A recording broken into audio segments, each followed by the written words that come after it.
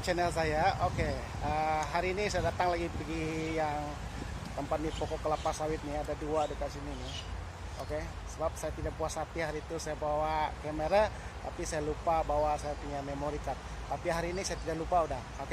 Dan saya ingin merakamkan video tentang burung. Tapi hari ini burung dia lain sedikit. Apa yang saya nampak burung dia lain sedikit, bukan paraket, tapi dia saudara kepada paraket juga, cuma dia lebih kecil. Jom kita tengok video saya nih.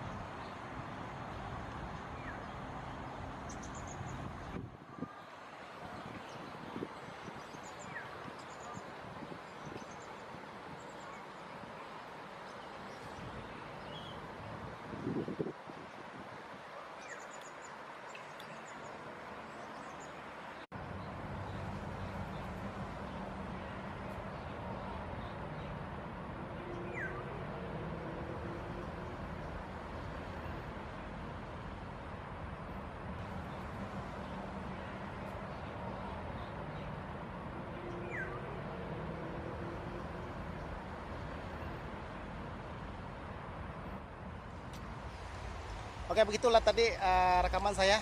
Hari ini saya berjaya juga untuk merekamkan burung tuh, walaupun bukan burung yang saya harapkan, burung paraket, tapi ini adalah burung saudara kepada burung paraket juga lah, walaupun dia lebih kecil. Ini burung kalau dalam bahasa Inggris dipanggil hanging parrot, ataupun parrot yang bergantung lah.